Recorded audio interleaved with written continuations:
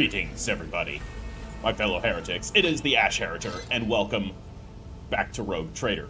I mean, wait, hold on. Greetings, my fellow loyal citizens of the God Emperor. It is the Ash Heritor, and welcome back to Rogue Trader. Today we're going to be doing some trading, and we're going to be doing it very roguishly. I always have a backup plan. Yeah, that's what we do here. We're certainly not heretics. So in the last episode, we found out that our character, Cyrene von Valancius, was the inheritor of the von Valancius Rogue Trader dynasty, or was an inheritor of the von Valancius Rogue Trader dynasty, under Theodora von Valancius, a powerful and very ruthless woman that she doesn't mess around, but, you know, she's a rogue trader, so what do you expect? Rogue traders generally tend not to mess around. We are functionally the heir of a vastly powerful trade dynasty that is sort of allowed to circumvent imperial law at its leisure and go well beyond the borders of the Imperium. However, we also fell into a bit of a trap. If only Admiral Akbar were here to warn us, though. Admittedly, Admiral Akbar would have been shot on sight because he's a filthy Xenos, and this is the Imperium. Yeah, so our friend Conrad Voigtvir, who was not in fact our friend, is actually a traitor, and he orchestrated a mutiny with heretic cutthroats and rogue servitors. He didn't organize the mutiny with the rogue servitors, but rather he used them. So anyways, we can loot, apparently. I already looted one guy. But, so that's cool. Didn't know you could do that. But, makes sense. Alternate weapons? Let's have a look. Also, we need to, properly equip our weapons, because I put them in the wrong slot. So we have a las pistol here instead of a stub revolver. Stub revolver is going to do more damage. This is going to reduce the enemy's dodge. Yeah, it's harder to dodge a laser than it is to dodge a bullet. I mean, it's pretty hard to dodge a bullet as is. Unless you're Neo. This only has the pistol burst, so it's firing a full, Oh, wow, look at all these stats. This is really cool. Okay, so the stub revolver has more range. It only has a max ammo of 6. You can do a single shot for 1 action point, or you can do a burst shot for 2 action points with that, I think, hits a wider area. The las pistol only has burst option, but it's got a lot more ammo. And I guess the burst shot is going to use more ammo as well. It's got less range. The rate of fire is the same, though the stub revolver has more recoil. I'm not sure what exactly recoil does in this case. I don't remember how that functions in the base Rogue Trader. Now, the las pistol has the advantage of giving dodge reduction, so if the enemy has a dodge skill, that's going to be reduced by 30, I think. I think that's how that works. Whereas the stub revolver is going to reduce the enemy's armor, which is actually damage reduction, as opposed to, say, in D&D, where armor factors into AC, which makes you harder to hit, which is... Sorry, D&D fans, it's dumb. Wearing armor does not make you harder to hit. Wearing armor makes you absorb hits better. So armor actually does what you think it would do in this game system, so it straight up absorbs damage. So I think I'm going to keep the stub revolver, but we can look here at this fella, Abelard, who has come to help us. He appears to be, I'm not sure exactly who he is, but in either case, it's probably best if he has a weapon. He has a chainsword, which is pretty cool. That's much better than what we have. Now, we could, of course, take the chainsword from him, swap it out, but no, we're not a close combat fighter. Our stats are not the best for doing the shooties or the slashes, so we're not going to do either of those things. Always keep your eye on the prize. What we are going to do is search around the different chambers of this place, and I'm holding tab down to see if we find anything of note. Let us not dawdle. No dawdling. Okay, so looks like we just have to leave. This is all we can do here. This is I don't think we can get in there. All right, let's get back to the navigator's sanctum. Hello, the zone map. Here is a map of your void ship. It consists of several parts, between which you can travel. Some parts are not yet available, but over time your character will be able to access them. Click left mouse bumper on the active part of the void ship to move there. Alrighty then. let's head to the navigator's chamber. So we are now in the warrant chamber, and we will be heading into the navigator's chamber. First off, I wanted to say thank you to everybody that was commenting on the first episode, expressing your support. That's very good to hear. The viewership was, not bad, so we'll be continuing this. Let's make this a series. The navigator sanctum is directly along the passageway. I pray to the God Emperor that we are not too late. Yes. Let's pray to the God Emperor. Hi, Idira, who are you? I always keep my options open. A fellow Psyker. That was Psychic Scream. I am like 100% certain. And so she will enter the halls of the blinded guide and witness the radiance of the final dawn through the cracks and fall victim to a whim of fate. All right. Cool. Cool. Fellow Psyker. Mistress, watch your head. Yeah, I'll be fine. I can deal with this sort of thing. Idira, would it be too much to ask that you phrase your soothsayings plainly for once? That was too close. Okay, so that apparently had some backlash there. We can see the purple. This must have been a, oh, there's blood all over the walls. This must have been some sort of psychic phenomenon. So if you remember in the previous episode, I was talking about how whenever a psyker uses their psychic abilities, it has a chance to, I guess you could say, open a little doorway into the warp. That's not exactly how it works, because the psyker is the doorway. Sometimes it literally does open a doorway to the warp, but that's quite rare. Most of the time, it's sort of the warp flows through the psyker into reality, and the warp, as I mentioned, is not a nice place, and it can cause weird shit to happen. So that's probably what happened here. I didn't exactly see what went on, but there's purple shit all around. Purple shit floating through the air is usually bad. Sorry, old man. The voices are so loud I can't even hear myself. They shriek, they sing, they... Oh, Abelard, how they sing! Okay. I don't think she's sane. Then again, what Psyker really is? This is Idira Tlass, personal psyker and diviner of Her Ladyship Theodora von Valancius. Idira? Okay. Alright. So, I guess you're a telepath. Judging by that, you're hearing singing from the warp. And you just psychic screamed that guy. So, that's cool. I wanted to have a telepath. Made a diviner instead. Those are like my two psychic options. So now we have a telepath in the party? Alright. If you're in the party, that is. I think I've seen her picture within the, some of the art for this game. So I think she's gonna be a party member. I'm not drunk, old man. I'm suffering the effects of the warp that is seeping through these walls. I see the ship's fate. To die in the waves of the immaterium, fall under the burning rays of the final dawn. And in the roaring blaze, I see a figure standing. Who is it? I have no answer. Awesome voice acting. Love it. I like her her accent. It's different from the usual imperial British accent that we always get, so that's cool. Now it's kind of suggesting she has divination powers, but this is, of course, all psychers kind of have divination, and like I said, when I picked the psycher, you can sort of dabble into multiple branches of psycherness. Yeah, that's the word. I'm a Black Library author, guys.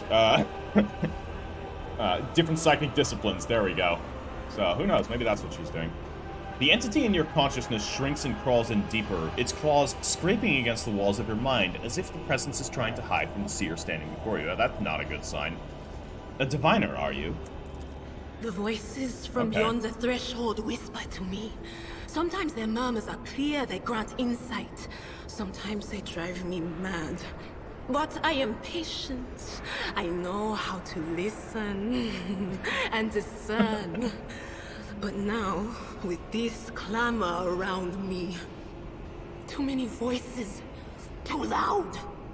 Yeah, Abelard, get ready to shoot her in case something happens.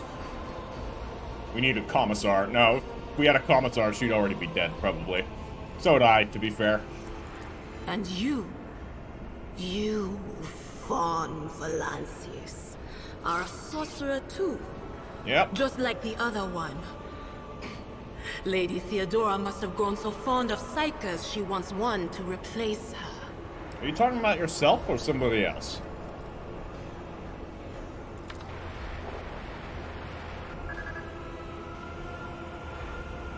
You gonna say anything?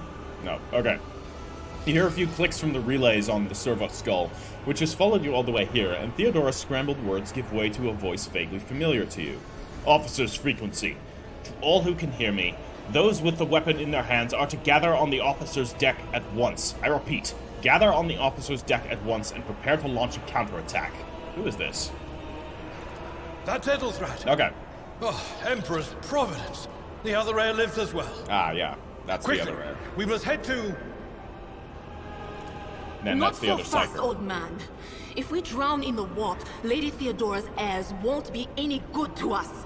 If Ethelthrat's like me and hasn't yet surrendered his mind or body to the mercy of the warp, then he can still hold on a little longer without us. Yeah. Yeah, she's got a point. Plus, we don't want to help our other heir. It'd be best if he was tragically overwhelmed by the heretics. Valiant, but ultimately fruitless. We'll remember him, of course. Definitely. Blast it. You're right. First, we need to deal with what is happening here. Abelard seems reasonable. Alright, how do I know, or how does she know who I am? I know exactly how she knows who I am. She's a diviner. That answers that question. What are you doing here? I'm assuming she's going for the navigator sanctum. The whispers called me. The ones I could make out among all the screams and screeches. Those who are rocking this boat hit us where it hurt. They went after the navigator, our guide through the warp. Other whispers called me to the enginarium, but it was too late. I heard the cry of our master Cog, and the silence that followed. Master Cog as in Master Cogitator, or is Cog like a, not a derogatory, but like, I guess it would be derogatory term for a tech priest. So Cogitator would be like the master computer of the ship, which would house the ship's machine spirits. More on that later, but all you need to know is that machines have a certain level of sentience within the Warhammer 40k Millennium. Now, this is just what the Adeptus Mechanicus believes, but there's a lot of evidence to support their beliefs. And when I say machines, I mean like all machines, from the giant starships to, you know, your average everyday toaster. All are sentient to some degree, and not by design. What? You don't mean the Enginseer Prime Okay. is... In this case, it's the tech priest that he's talking about, or that she's talking about. Said, without a doubt.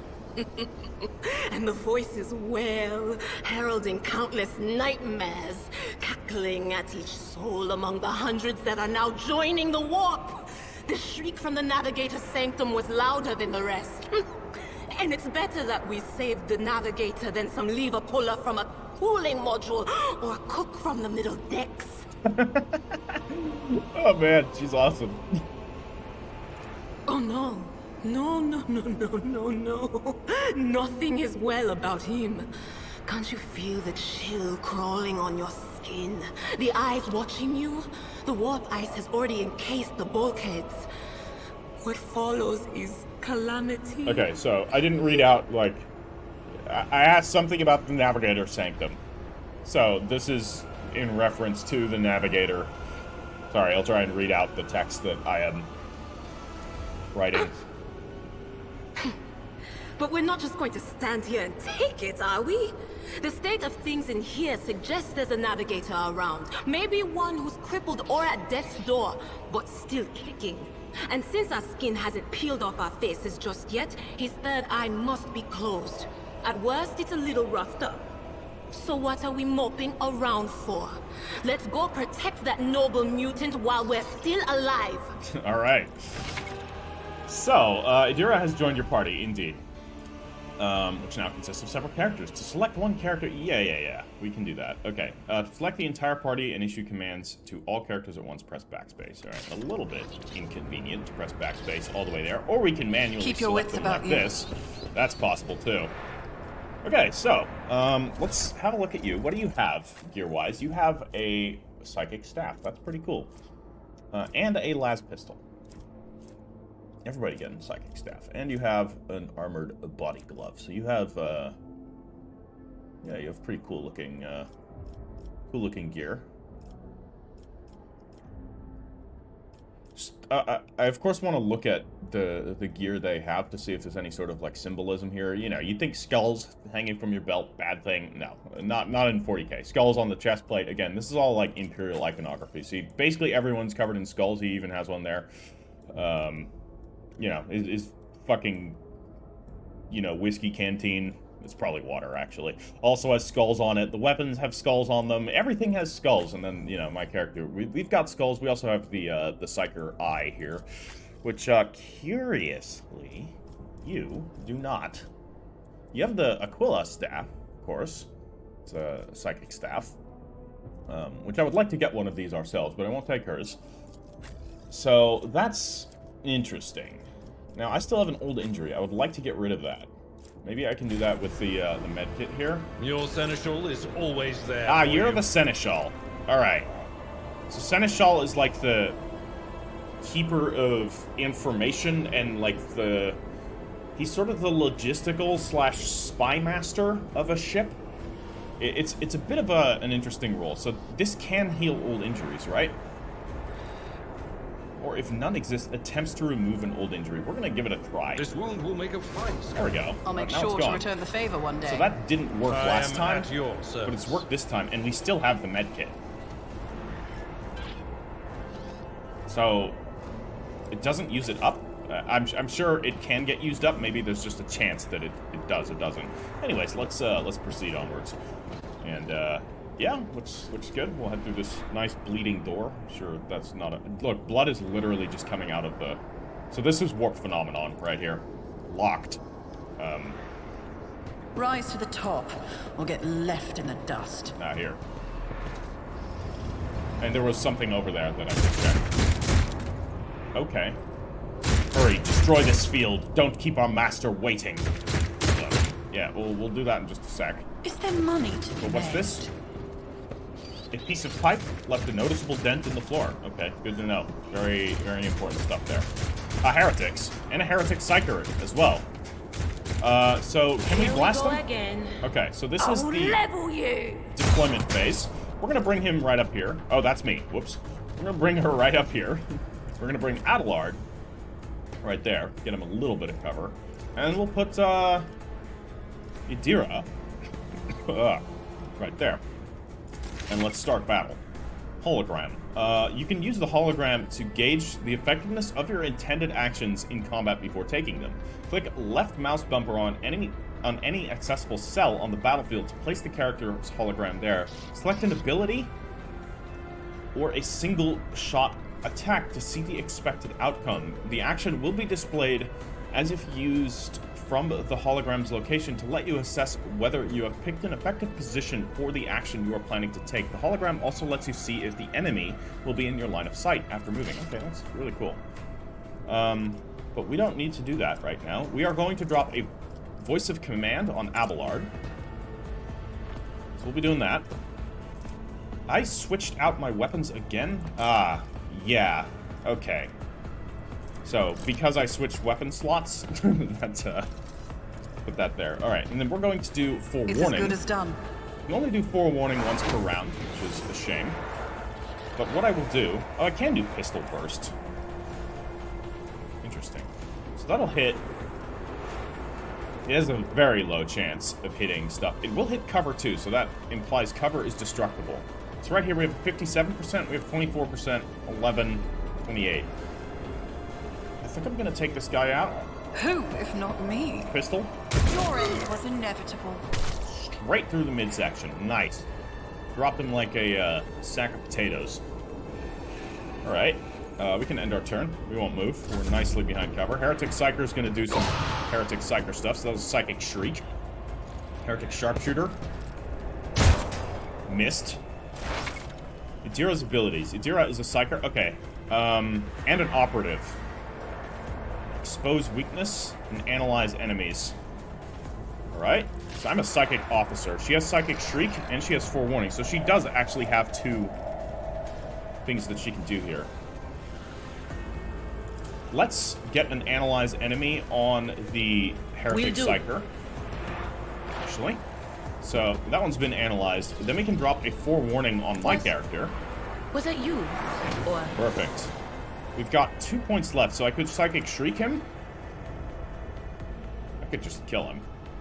We could just make him die.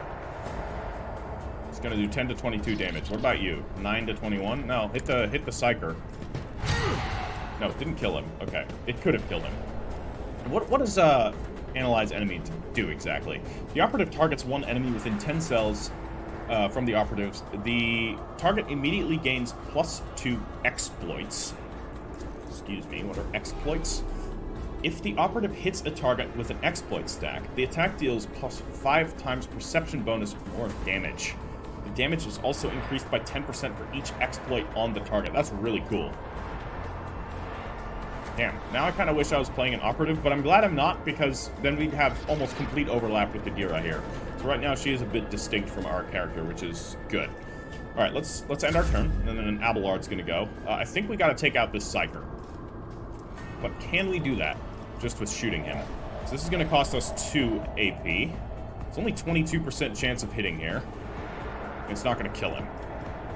So yeah, I'm not the biggest fan of the last pistol, to be fair. Let's move right here. And then we can drop a cleave. Okay, cleave, we're not going to be able to hit both targets. So in that case, I'm going to stay there anyways, because... yeah, so we can do that. Down he goes. No more Psychers here. And we have Brace for Impact. He's going to get attacked. It will be done. So I am going to use this. Brace for Impact so that he takes less damage. And we could charge this one. No line of sight. What if we move? We can't move after attacking unless we do a charge. Ah, there's another one back there. I did not see him. Okay, nice. Cover. Doing its thing. That's not going to help here, though.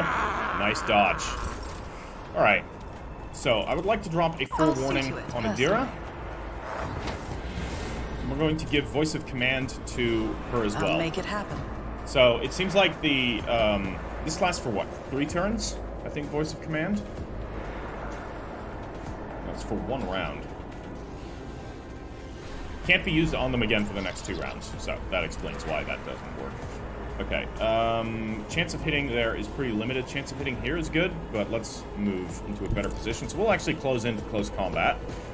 And then deliver a good old whack right here with our sword. Nice.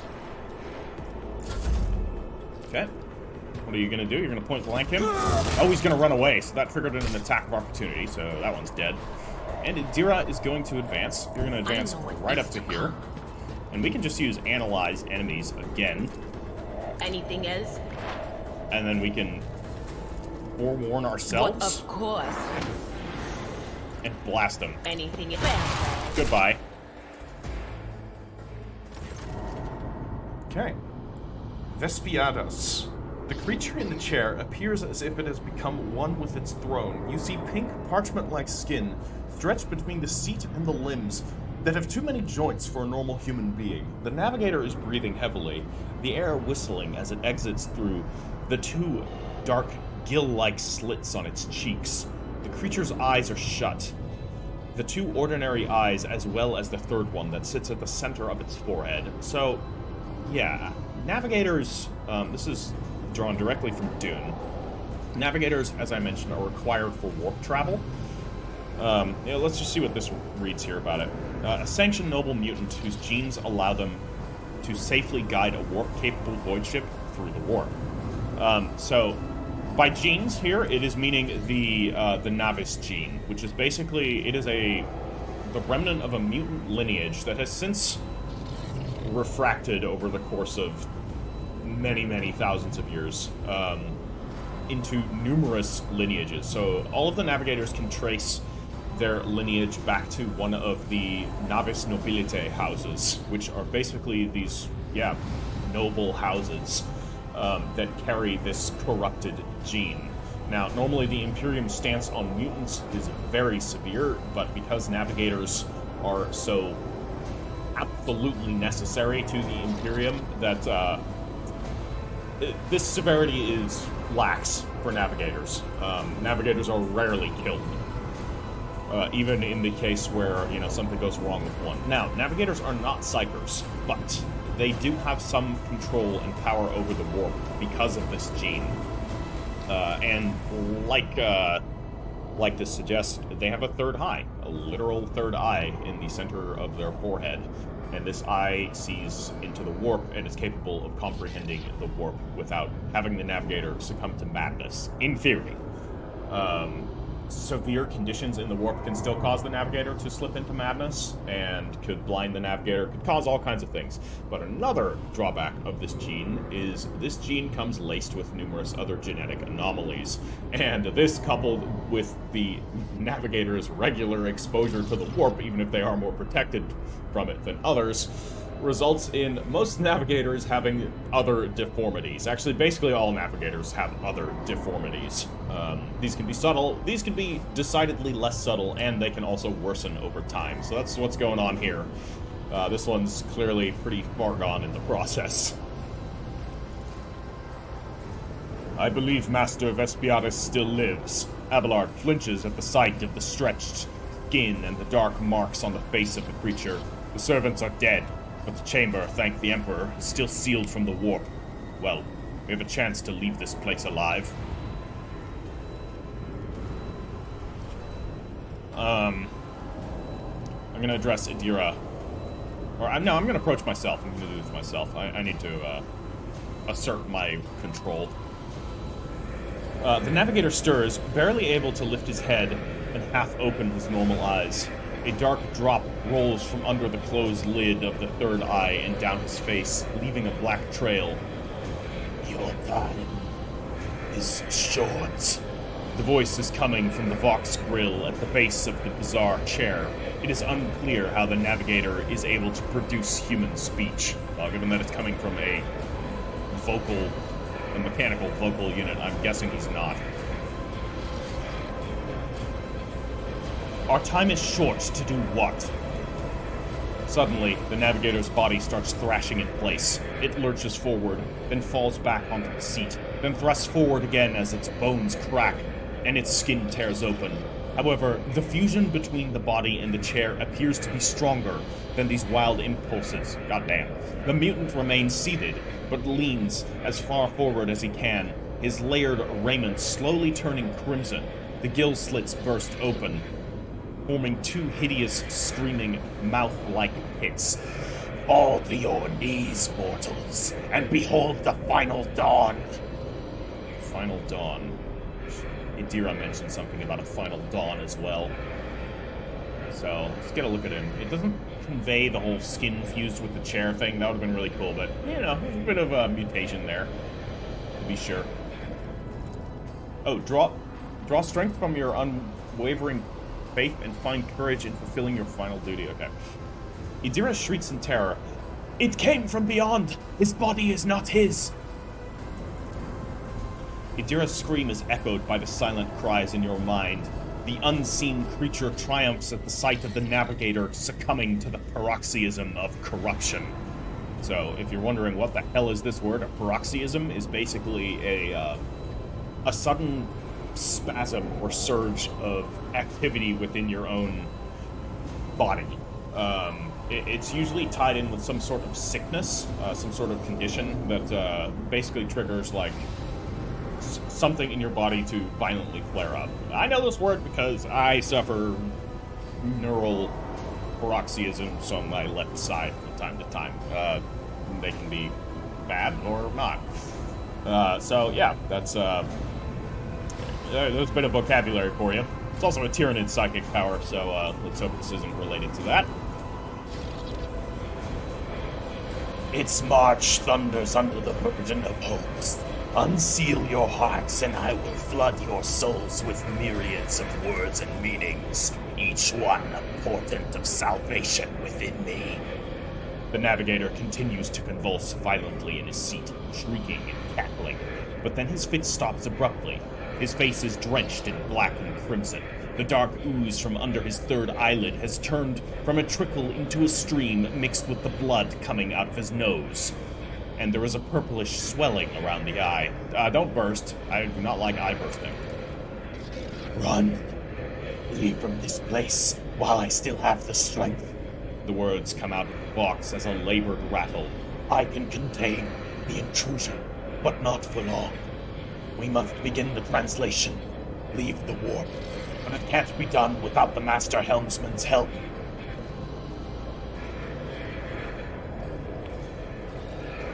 I'm gonna, yeah. I want to help you. Tell me how. The navigator takes a ragged breath. Run. The sanctum will be sealed. I will hold it on. Hold on.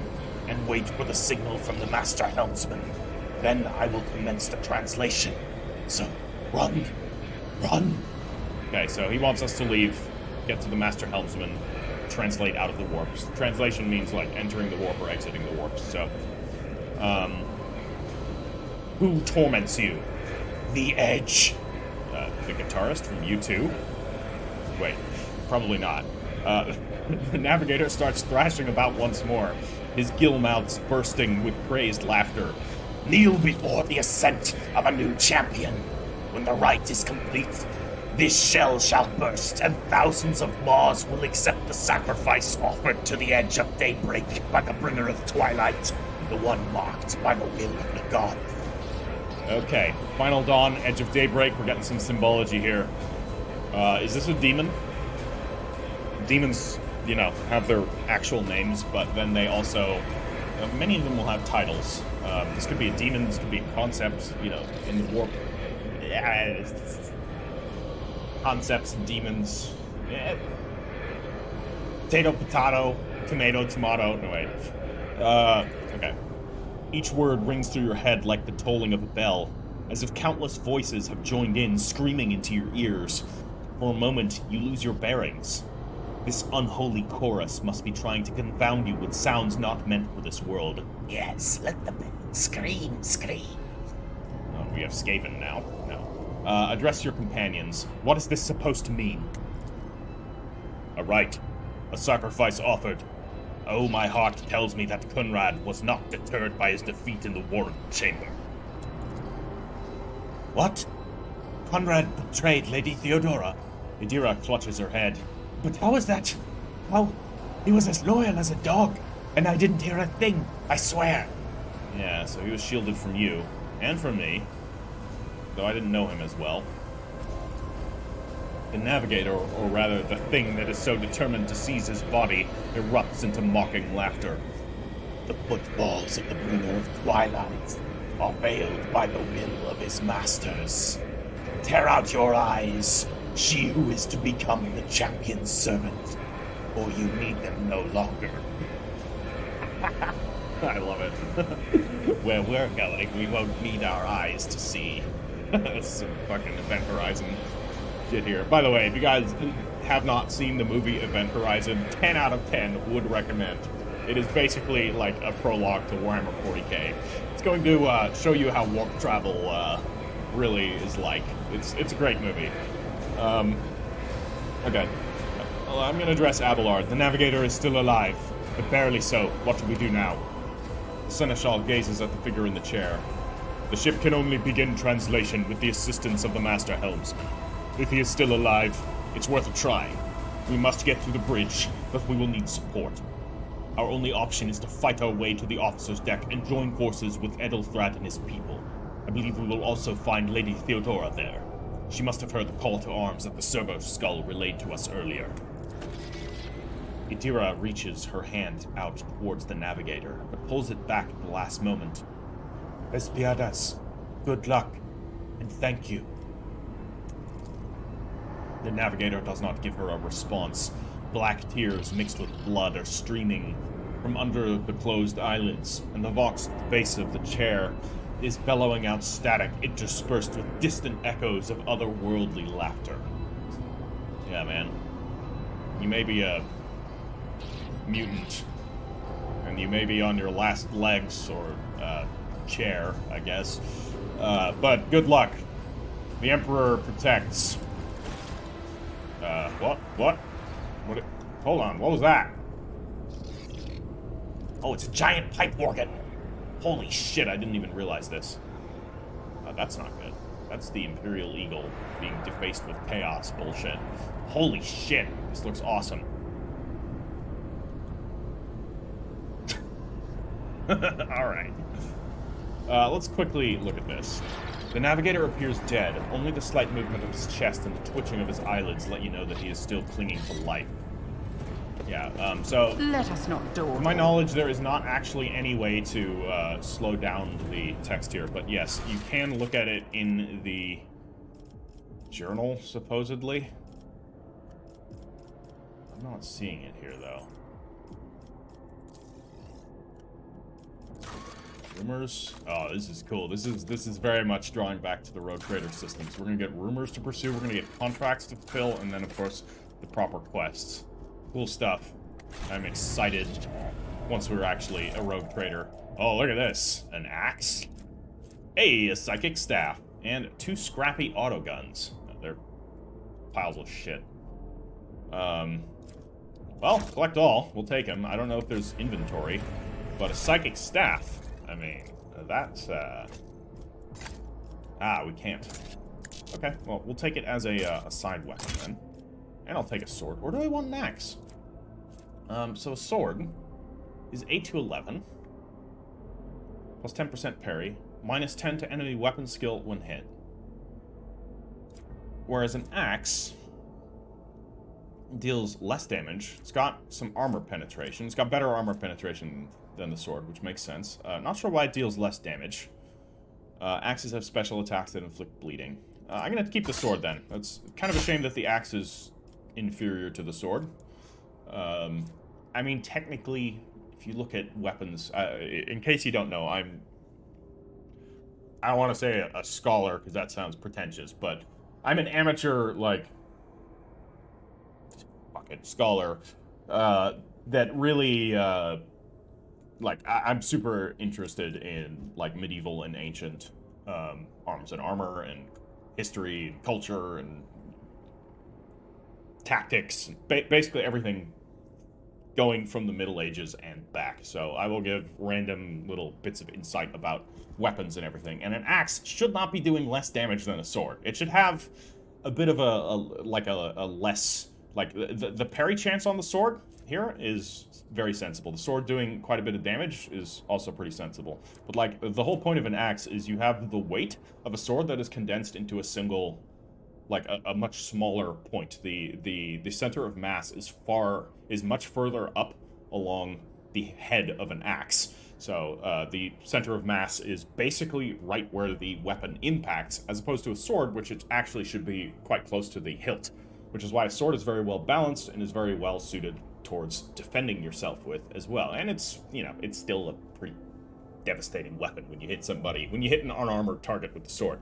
An axe, all that extra force that's coming from the fact that the mass is basically right where you're striking with, and it's condensed into a much smaller blade than a sword blade, means it is going to bite deeper. Now, an axe isn't necessarily going to cause giant, you know, limb-shearing wounds, because it's going to depend entirely on how big of an axe head you have, and generally speaking, axe heads, the actual blade of an axe is not very big, because that sort of defeats the purpose of having an axe. So you actually want a more fine, smaller blade at the end of an axe, because that is going to bite really, really deep. Which means axe impacts are devastating. The problem is you have a much smaller place on your weapon to hit the target with. Whereas a sword, if you swing at a target and you hit the target close to the, you hit the target with the area of the sword that's close to the hilt, it's still going to cut. And also, like, as you swing through, the rest of the blade is then going to basically perform a draw cut along the target and that's going to open up a wound in and of itself. Won't have as much force, but the, like, sliding action of the blade along skin or clothing is going to be pretty brutal. Whereas an axe, you don't really have that. If you hit them too close to where you're holding it, you're just going to hit them with a piece of wood or metal. So it's an axe is harder to use, but it should hit harder than a sword. So anyway, sorry about that. I hope you don't mind if I'm randomly going to interject little bits of real-life weapon lore. Always keep your eye on the prize. I won't do this with guns. I don't know nearly enough about guns to be able to speak confidently about them, so... The Navigator's Sanctum is the private haven of the ship's guide through the warp and death trap for anyone left inside after translation to the Immaterium. Yes, indeed. Alright, so... I always have a backup plan. Good looting. So now where do we go? I think we just get out of here. Maybe we can go this way? Yeah, we can get out here now. Locked door. Never mind. Still locked. I guess we just have to leave. I always keep my options open. Do I? I guess. Where's the door? Here. Officer's deck. No, this is leading back to the officer's deck. That's where we need to go. We've already been to the warrant chamber. We don't need to go there. We're going to head to the officer's deck and hopefully participate in the last stand and get this counterattack going. So, oh yeah, guys, if you are enjoying this series, do drop this video a like. And, you know, if you have any comments you guys want to leave, once again, that is hugely helpful to the appeasing the dreaded YouTube algorithm, which we all know to be the 5th and most powerful of the chaos gods here. And we're all about appeasing the chaos. We're all about appeasing the emperor here on this channel. No heresy here. Move along, Inquisitors. Move along. Hail Siege. Okay. You know, casually lifting up a cathedral. Oh, I had faith he would make it. My faith was found wanting. Alright, we got some guardsmen, or in this case, some, As good as ours. It's all over for you. Oh, yeah? Well... I shall pity not your enemies. Oh, I yeah. shall heed not their pleas. Oh, yeah. Somebody shoot them. Shall betray not your tenets, nor stray one step from them. Take not your gaze from me. Leave me not without your grace. I told you he would protect us. My God, my light, my emperor. Sign of the Aquila.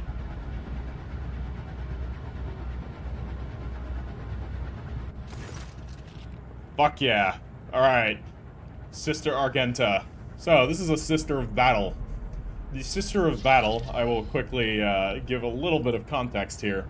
So, she's a member of a militant order called the Adeptus Sororitas. The Adeptus Sororitas are the militant arm of the Ecclesiarchy. Think of the Ecclesiarchy as like the Church of the Emperor. Church of the God Emperor. There is a tenet created during the Thorian reforms that basically states that, and I'm not going to explain what that is because you don't need to know it right now, that basically states that no man is allowed to bear arms in service of the faith. This is, of course, a load of bullshit because all of the armies of the Imperium are technically serving a god emperor, but none are allowed, no man is directly allowed to bear arms for the Ecclesiarchy, is what that means, because of what happened during the Van Dyer heresy, which was basically the Ecclesiarchy tried to usurp control of the Imperium and did some heretical shit in the process. It was kind of bad. So, of course, you know, no man is allowed to bear arms, so they're like, well, let's arm the women then. So this is why we have the Adeptus Sororitas. It's a bit of a ridiculous thing, and this, you know, some fans of 40k say it's bullshit, like something like this would never happen. Yes, things like this have happened throughout history all the fucking time. Ridiculous loopholes that it's just like, why do you even need to have a loophole when you can just do something else? That I think it's great. The Adeptus Sororitas are basically warrior nuns. They, you know, strut around in power armor, which, you know, power armor is fucking awesome. And they're incredibly deadly. Complete total zealots. Absolute freaks. But, you know, good to have on your side, I guess. The first Black Library story I ever wrote, The Flesh Type, is actually from the perspective of an Adeptus Sororitas of the Hospitaller suborder, which is, they're basically like battle doctors. So check that out, The Flesh Type, if you guys want to read my work. I would appreciate the support. I do get a bit of a cut every time it's purchased, so, you know, you can support me that way, and you can read my work. Anyways, Argenta. The white-haired warrior turns to face you, her dark eyes blazing. The weapon quivers in her hands, and for a brief moment, it seems as if she's going to stop, and will instead continue eliminating every target she sees, starting with you. I am a Psyker, after all, and Adeptus Sororitas hate Psykers, so this ought to be fun. Sister Argenta! Sister Argenta, it is a relief to see you. We require all the forces we can muster. Right. Your face, it is unfamiliar. Who are you? Cyrene von Valancius. Oh, Cyrene von Valancius? Fuck's sake. Alright. The Lord Captain's heir. The hour is dark and daunting. The ship abounds with corruption. The faces of friends who are twisted by sneers of heresy. The eyes of comrades ignite with the archenemy's hunger. I will do what I must to halt the advance of the dark forces. But in these dire moments, little can be trusted. So I must know, why are you here? Okay, I wish I would actually read these out, because there's a bit of insight here. Argenta's eyes give you another stern appraisal. You catch something strange in the dark depths of her eyes, some internal struggle or wordless question. I'm assuming that's because she realizes we're a Psyker. I mean, it's pretty obvious. We have a psychic hood, we've got a psychic staff. You can usually tell a Psyker apart from normal people. There's always just something a little off about them. Anyways, what's the archenemy? A malign metaphysical force composed of psychic energy that exists in an alternate dimension known as the warp. The archenemy is another word for the forces of chaos, aka the source of all heresy, the chaos gods, etc., etc. All these different words meaning more or less the same thing. I'll try and explain all of that to those of you who are new to 40k, and it does seem that there are quite a few people here on this channel that are not familiar with 40k, so I will continue explaining the basic concepts for you guys.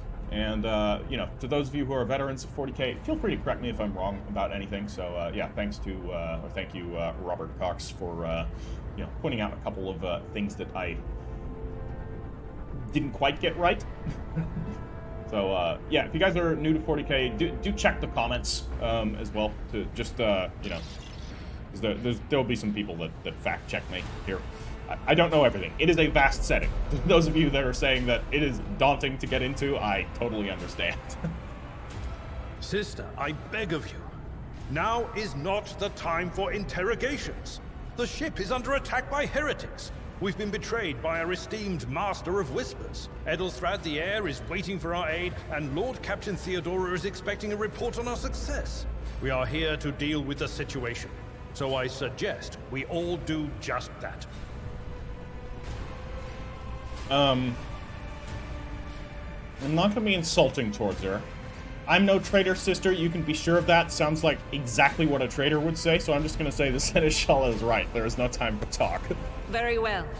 We may leave it at that. For now. Okay. Argenta raises her chin proudly. Pride. Good. Yeah. Interesting. I cannot wait to rain righteous fire down upon each and every heretic.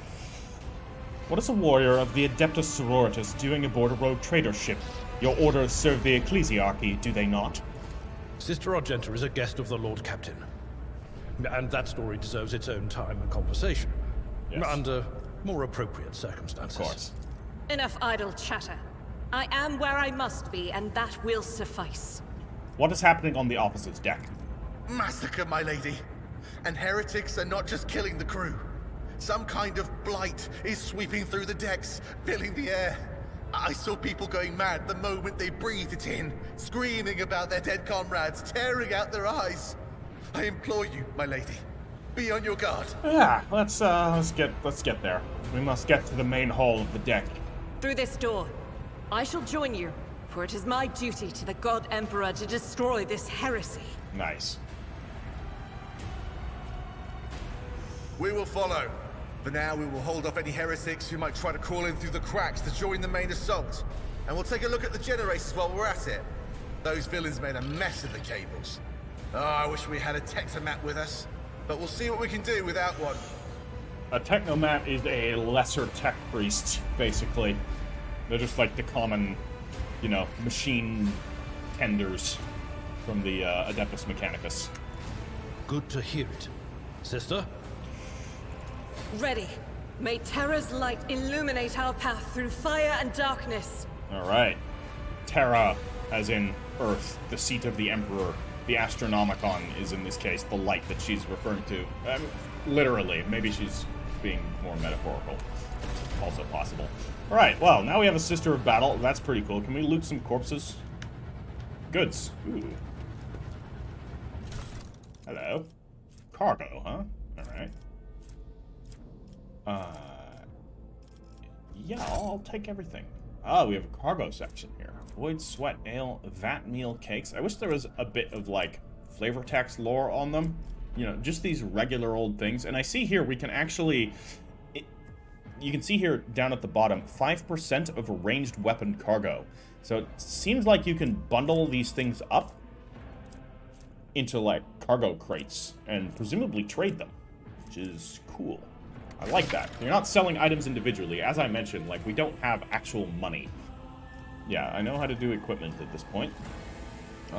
Just checking, see if there's anything here that I have a tendency to skip through these things and miss some stuff that is slightly different to how it normally appears in games, so I'm just checking to make sure I'm not doing that here. I might still do it, because, you know, ADD. Is there money to be made? Some salvaged Omni processors, maglev impellers, crate of trank injectors, and shipment of low sticks. Low sticks are basically cigarettes. If you're wondering what the hell all of these other things are, Omni processors, I guess this is like a processing chip. Maglev impellers, though I know maglev stuff is basically like magnetic levitation. That's what that stands for. And then an impeller is like a projection device. So I think this is, judging by the clips here, it probably has to do with like railgun technology. But I'm not sure if that's... maybe, like, all of the weapons in the Imperium are actually assisted by some sort of basic railgun technology. I'm not sure, though. Crate of trank injectors. Trank is, it's a drug, basically. Medical drug, officially. Look at that. Ah, and they are contributing to... Look at that. So we could... Hold on. Well, that's melee weapons. Oh, look at this! Alright, so we can just get rid of these things. Hold on, I didn't actually, Can I, go to my inventory here? This is cargo. Wait. Let's check here. I did grab my stub revolver. What do you have? You have a bolt gun. Yeah, I mean, that's cool. And you have an auto pistol? We'll give you an axe as well. As your backup. Alright. I mean, she's going to be using a bolt gun where she can. Oh, man, she looks awesome. All these, the purity seals stamped onto her armor. She's got, I believe this is going to be... It's only a mesh chestplate. Okay, so she's not actually in power armor. It looks like she's in power armor. Like, that's a power armored backpack. But the rest of her armor... I mean, this looks... No, it's not. That's just like a front plating here. Yeah, so she's in some sort of like lighter armor wear. Wonder why. Yeah, looks pretty cool. You know, she's got the bleached white hair, the Adeptus Sororitas bob cut, you know, candles on her backpack, because, you know, obviously. Now, can we get back to our cargo? Because I wanted to quickly take a look at that. Oh, outfit settings, huh? Show helmet, show backpack. What's her helmet? She doesn't have a helmet, so we don't see a helmet there. We can do cargo like... Here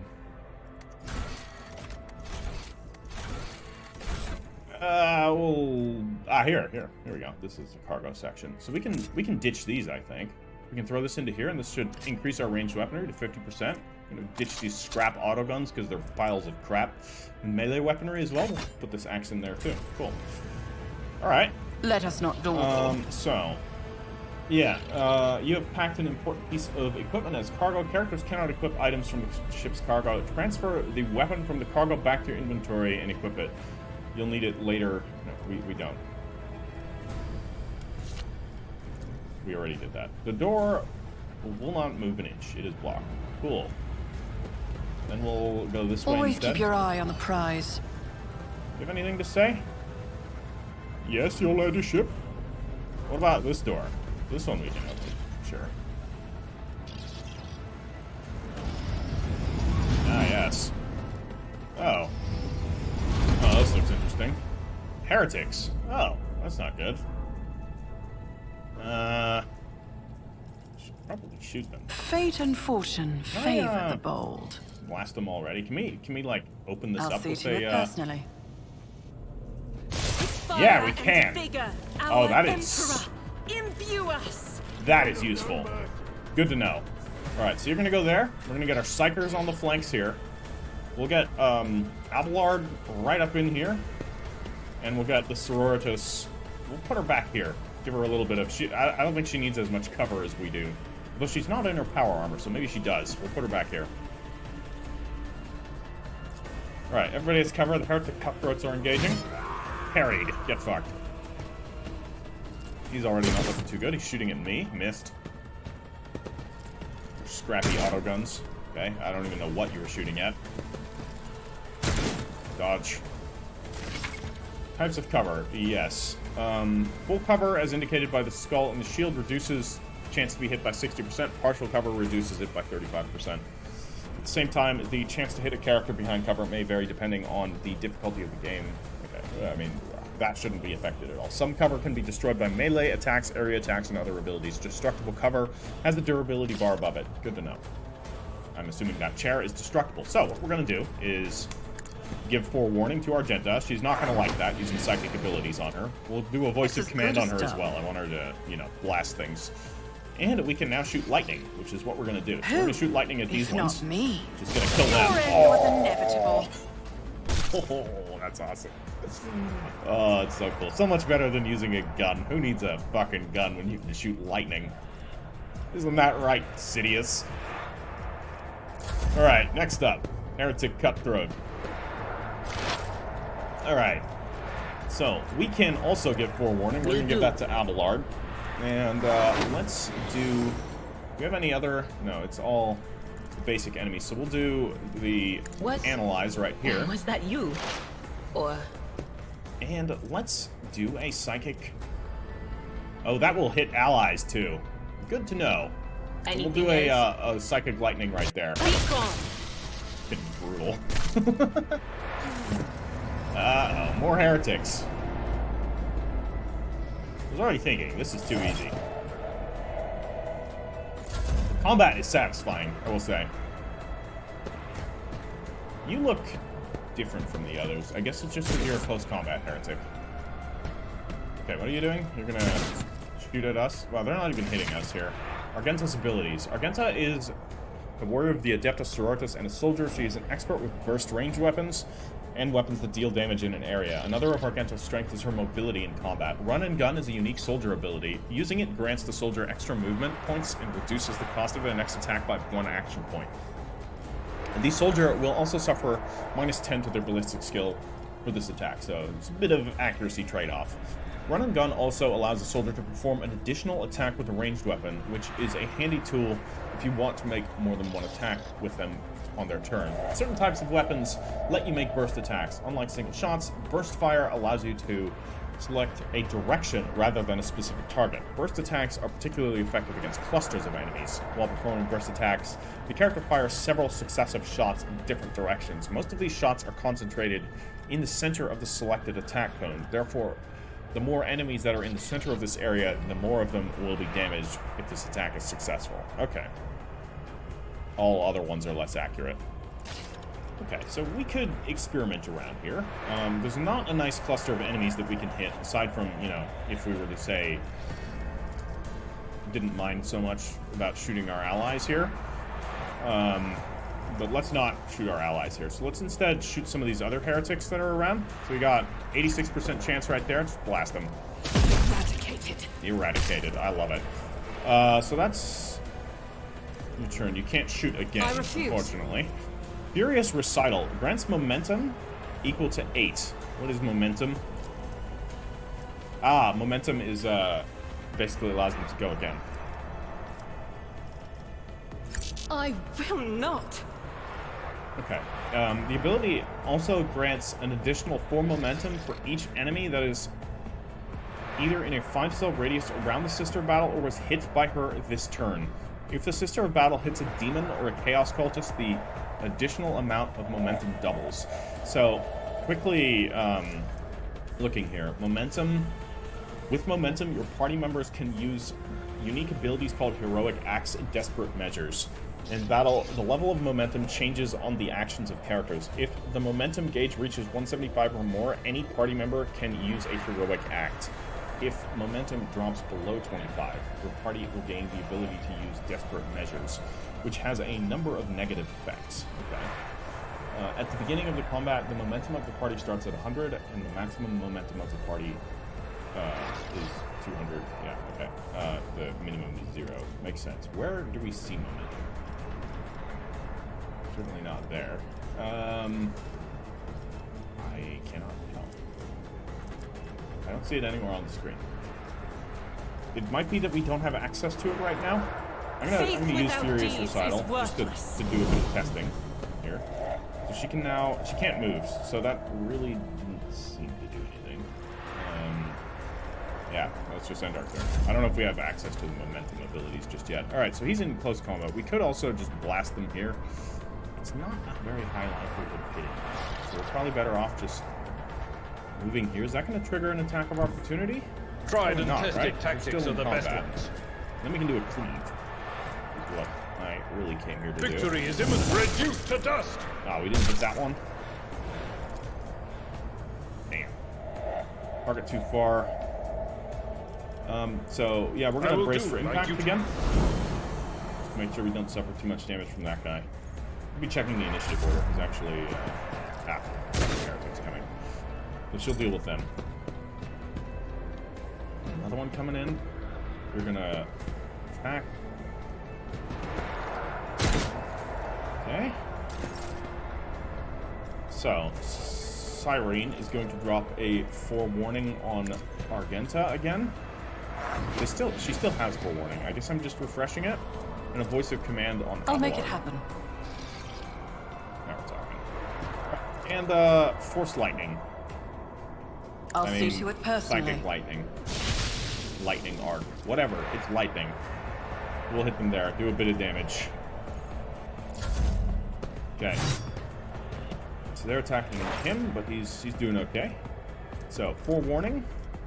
You're forewarned, you're forewarned, you're forewarned. I'll forewarn myself.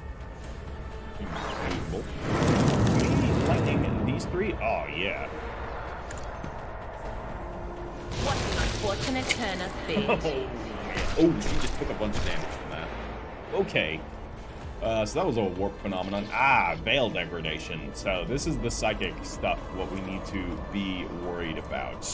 When psychers reach deeper into the warp to power their abilities, there's always a chance of the Empyrean bleeding into reality, a factor that is invariably destructive and damaging. At the beginning of combat, Veil degradation usually starts at 0. Veil degradation is increased by 1 for each use of a minor psychic power and 3 for each major psychic power. It decreases by 1 each round. So is this a major? I can't tell. It increases Veil degradation. That makes sense. It is a psychic power. This seems like a minor one. Yeah, it is a minor one. Right? Does it just say that? Thought I saw it here, but apparently not. And then this is momentum. Okay. We're at 183. So analyze enemies. We could drop an analysis here on, I guess you. Let's do that. Okay, so she took a bit of damage from that, and we got all these ghosts walking around, which is part of the psychic phenomenon that are happening. And Veil degradation, is that per character, or is that just in total for the entire party? It might be for the entire party. All right, Argenta, she's probably not happy about this whole funny business. Okay, let's use run and gun. So this is going to allow us to move up. So we're going to move right up to here. The enemies of the Emperor will be undone. Okay. And then we can blast one of these guys. Only 40% chance to hit. What about burst fire? 23 and 20. This, I think, seems like a better option. Work is a prayer. That ghost got shot a bit as well, but I guess he's okay. Oh, and we can shoot again. All right. 40%? Come on, hit him. Nice. The Emperor's You dead? judgment. Yeah, it looks like everyone's dead. And we'll be taking all this loot. Nice. I'm so glad it stacks. That's very handy. An exact replica of the von Valancius void ship sits on the pedestal. Labels indicate the main compartments and the deck. I always have a backup plan. All right. Cool stuff. So we can open the door there. That's a tech use test, or a logic test to open the door. We'll worry about that in a second. Let's do some looting first. And we'll check around. Remember? We talk to these guys? The Emperor protects. Yes. This lounge, cozy seating area is completely destroyed. Pieces of furniture and splinters are scattered everywhere, and dark stains cover the floor. And upholstery. Ah, tragic. Somebody's gonna have to clean that. I always keep my options open. Hold on here. Titles and authors are printed in gold on the spines of books. The library contains works on imperial theology, law codices, biographical sketches, and chronicles of the greatest military conflicts of the Coronis Expanse and the Calixis sector. So that is where Rise we to are the top, in the or get Grand left in the Imperium. dust. Goods. Are you goods? What do we have here? Machine right set? Hey, a set of sacred oils and cogitograms that can appease the keepers of any technology. Provides an additional opportunity to call out a machine spirit and interact with the device. Oh, it's an expendable item. And we have a multi-key. Universal lockpicking tool provides an additional opportunity to open a lock. I'm gonna give that to him? Or no, we just put it in our inventory. That's how that works. And then we can We are the spearhead of check the here, Imperium. right? We could put this into... Someone else can do this. Can they? I don't know. I'd rather not. I I'm guess not this is interested. just for the party and the machine Someone set? else can It's do also this. just for the party? Okay. Alright. Oh, more goods. Look at this. Tons of stuff here. Rolls of synth leather. Possessed demon engine hearts. Oh, why? Why do we have these lying around? Let's just... I'm gonna sneakily take these and, like, hide them from the battle sister. She asks, like, what's that? I'll be like, it's a stack of toothbrushes. Don't worry about it. Awfully Marching crystalline on. and whispering for toothbrushes. Like I said, don't worry about it. Belly churn wheels, whatever that is. Machine spirit vaultlet, whatever that is. Set of icons with an E and a K. All right. Whatever you wish. All right, let's get the whole party. So backspace to bring the party in. So that was cool. A little bit of extra loot here. Anything up this way? Keep your Is this wits a door about we can you. interact with? No, but there's goods here. Oh, that is. We can interact. It with won't that. open. The damned heretics have blocked the door, trembling at the thought of our approach. I'm sure that's what's happening. Electrified Shardnet. That is Dark Eldar technology. Or Drukhari technology, as they are now called. Drukhari are basically evil space elves. I'm sure we'll encounter them. A melter charge will help.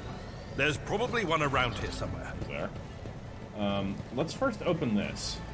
Let's see what this is. The computator is silent. It seems its machine spirit is no longer being powered by the motive force. The motive force is basically like the life force of the machine. So, we can logic this, or we can use a machine right set. I'm going to attempt to logic it. I guess the character with the I highest always logic will get do the it. job done. Okay. D100 system. Your character is about to make use of a tech use skill test. In dialogue and during exploration, you will often make various skill tests, and the result might determine how successful your character's efforts are. Make hidden dialogue options appear or reveal new information. The success of the test is determined by rolling a 100-sided die. Each skill test has a difficulty of up to 100, including negative values. To succeed, you must roll a value less than the sum of both the stated difficulty and the value of the skill used for the test. For example, you are attempting a test with a difficulty of -10. Your character's tech use skill is 40, so 40 minus 10 equals 30. So I need to roll a 30 or less. The higher a character's skill score, the easier it is for them to succeed. Yes, that's all fairly straightforward. And we succeeded because we're awesome. Is there money to be made? I hope so. Look at all these goods. This is what we're talking about. What do we got here? Plastic crystal cores, who knows? Catechisms of St. Drusus. St. Drusus is the founding saint of the Calixtus sector, so kind of a big deal around here. Most sectors will have a couple of saints that are highly important. Most will only have one, but every now and then you'll get some that... some sectors of the Imperium, which are vast areas of space with oftentimes dozens of worlds. Sometimes it's less, sometimes it's more. But the Calixtus sector is pretty big. It's got quite a lot of worlds. And the Coronus Expanse is also a sector, but it does not have the official sector designation, so it's not ruled by a sector... it's not a governor. It's like a higher ranking official. I don't know. Basically, it would be the difference of, like, if a sector is like a state in the Imperium, the Coronus Expanse is more like a territory. So not officially made a member state of the Imperium, but is definitely under Imperial influence already. And has colonies and outposts and stuff. Some anointed purity seal wax bottles. Argento will love that. And servoskull anti-gravitic impellers. Okay, so the servoskull anti-gravitic impeller, so here's that word impeller again. This is basically the reason why servoskulls are able to float around. Impellers are like jets, or things that make things move. Alright, more goods here. What have we here? Melted charges, perfect. And operator's gloves. The user gains +3 to tech use. Okay, we're gonna have a look at that and see who actually has the best tech use in the party. So my tech use is 40. His is 30. So this is why I was making the test, presumably, because I'm the best at it. So I'm just gonna take these gloves. They do appear on your character. I like that. Alright. And, Medicae stuff. I can't equip this because I'm a nerd, apparently. No, if I was a nerd, I would be able to equip it. Let's give the melta charges to the sister. It seems like This something is unacceptable. She would do. She can't I refuse. equip them. So I guess we don't equip these. These are just things we have. Checking, making sure we did grab everything. Let us not dawdle. I mean, I don't know what the value of all of these things to trade are yet, but it seems like there's quite a lot to be found by exploring. So that's good to know. More goods. Look at that. It's these. What do we hear? Void's wet ale. Sounds gross. More icons and some rolls of synth leather.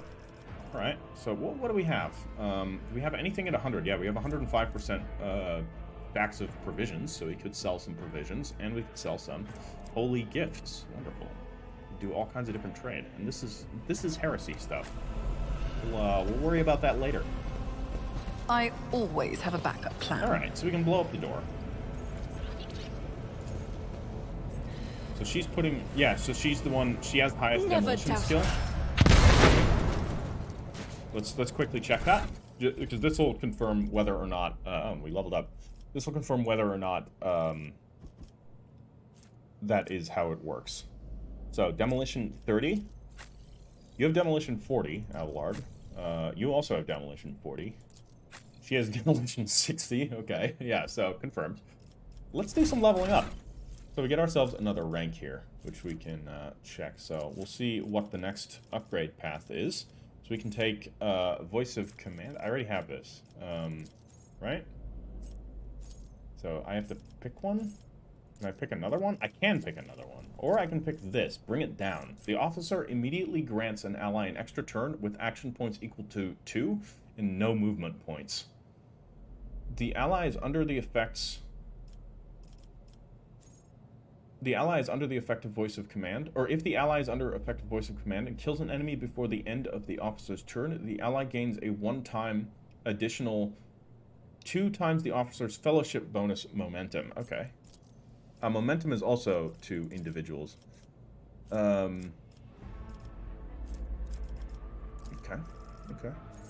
I can't do anything with this, right? Because we already have this. And we already have this, but I could advance my skills, and presumably that's going to increase the wheel as well. But I think I want to bring it down. I'm still a little confused with how to do all of this. Summary? Or do we just get this? I don't know. Do I need to take another skill? I may need to take another skill. I'm gonna take plus 10 lore warp. If we can. No. New ranks available. Bring it down. Complete? What's happening? I guess I just get it. Yeah, okay, so it just goes up and then you just, by default, unlock the ability. Okay. No choice involved. Alright, sorry, takes me a second to check here. So we have that ability now, and he has Endure as a warrior. Until the warrior's next turn, all incoming damage is reduced by the toughness bonus, and the warrior gains toughness bonus temporary wounds. Cool. Pretty good. She will get, as an operative, Expose Weakness.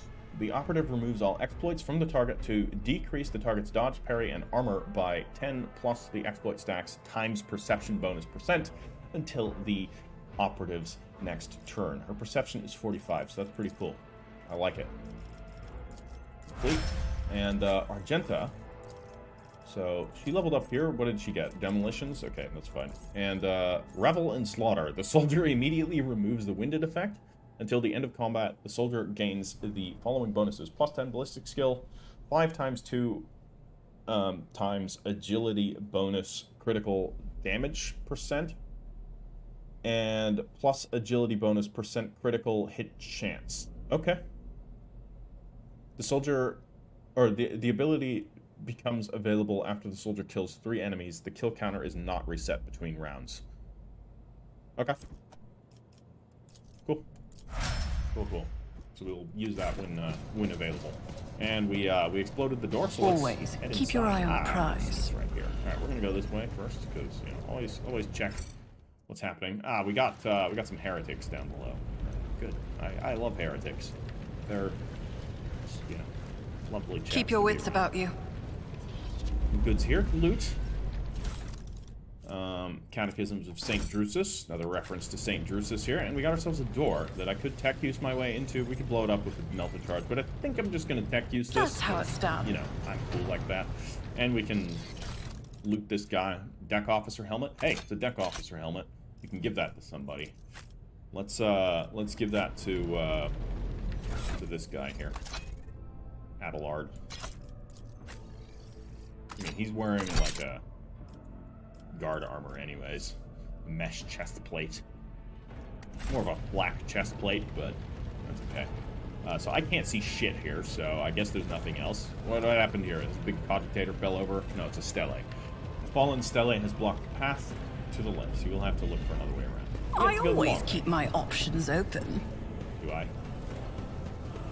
What about here? What happened to this? Over there! Benches and even the cogitator, torn from its proper place, are stacked in a rough semblance of a barricade, and some more dead people, with another multi-key. Fantastic. And we got some crew members. This is precarious. Does nobody install railings for ships in sci-fi settings? That's Let us not not a thing that we dawdle. do. Railings are for the weak.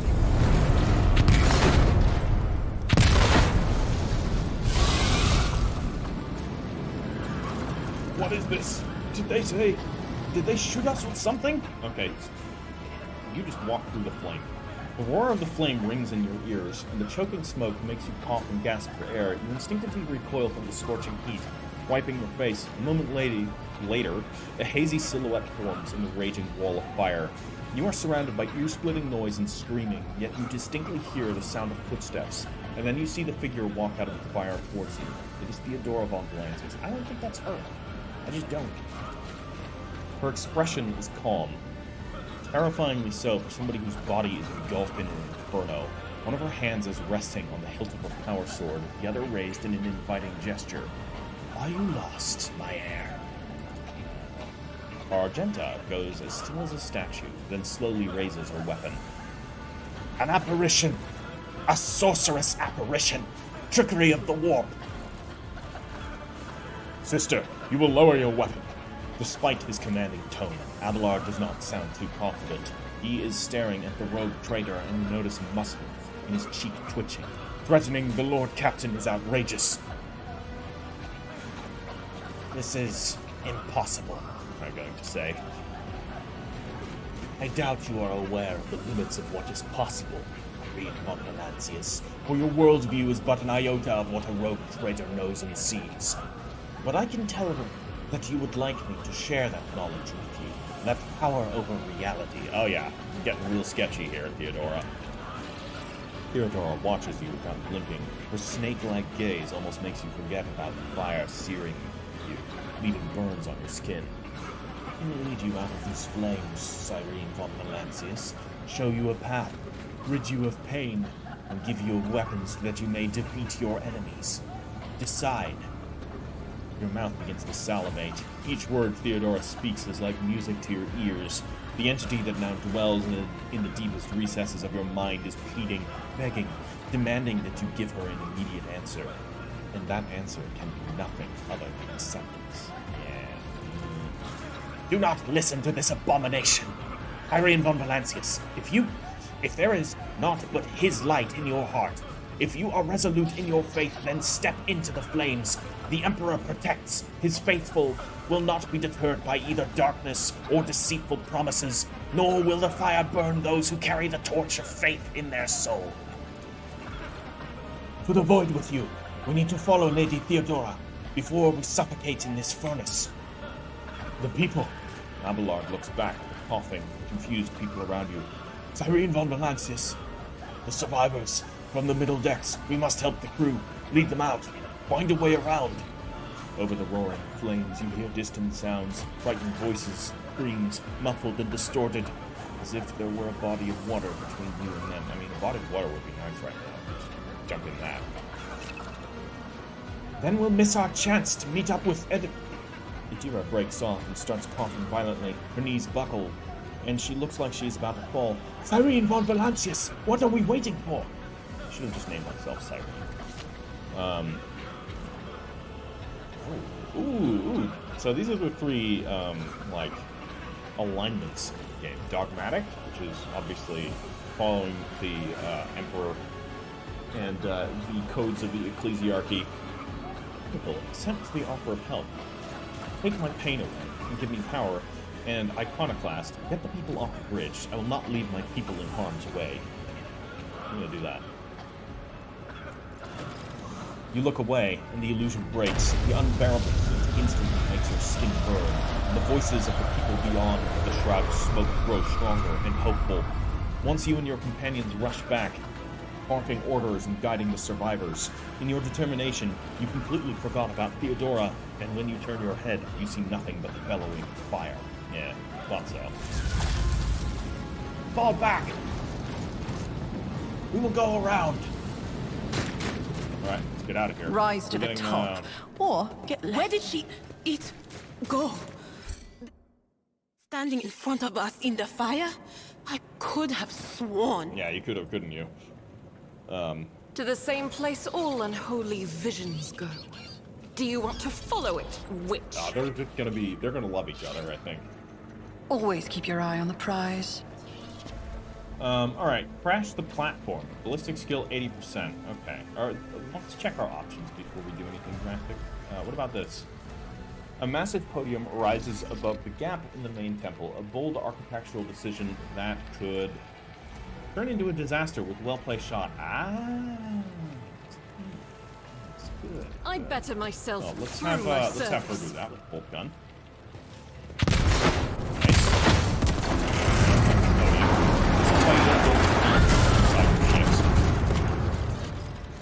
Nice.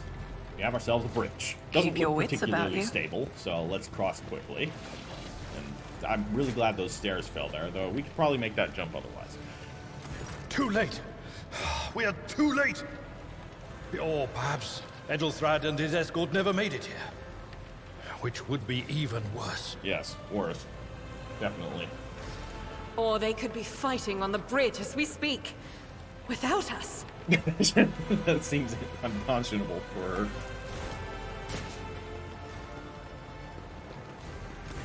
My lady, I beg your pardon for interrupting.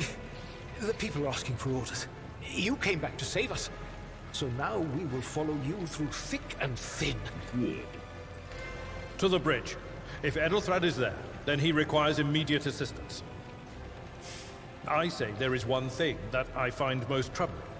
The Lord Captain's Voxcasts. They are still coming in, even though it would make sense for Lady Theodora to be on the bridge right now, at the head of the counter-assault. I feel uneasy. What if the Lord Captain is besieged in her own chambers? With your permission, I suggest that we confirm for ourselves that she is not.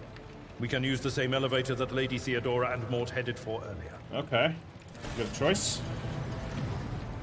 Make it to the meeting with the heir or reach the secret lift, huh? Alright. Well, I always guess keep we'll my check options that. open. First, we're gonna loot some goods. High-octane promethium canister. Good thing that's so close to the fire. Let's rescue it before it explodes. So this would be the lift. No, I always have a backup plan. But whatever we're gonna do, we're gonna be doing it in the next episode because I need to go to my day job. So this is where we are going to leave off today's episode. I hope you have enjoyed it. If you did enjoy it, please do drop us a like. The first couple of episodes are, of course, very important when it comes to appeasing the dreaded YouTube algorithm. So to anybody that can drop a like or leave a comment, thank you very much in advance. I will get to responding to all of the comments soon enough, just as soon as I can. And yeah, that's going to be all. Catch you all in the next episode, which there will be a next episode, because this is going to be a full series. This game looks awesome. I'm going to play it anyway, so might as well make it a series. Check out my other series, the Baldur's Gate playthrough, and my Age of Wonders Empires and Ashes narrative campaign, where I'm playing one of the... I'm playing a custom faction, and it's got all the story behind it and everything that I made for it. It's pretty cool. So check those out, and yeah, I'll catch you in the next one. Heritor out.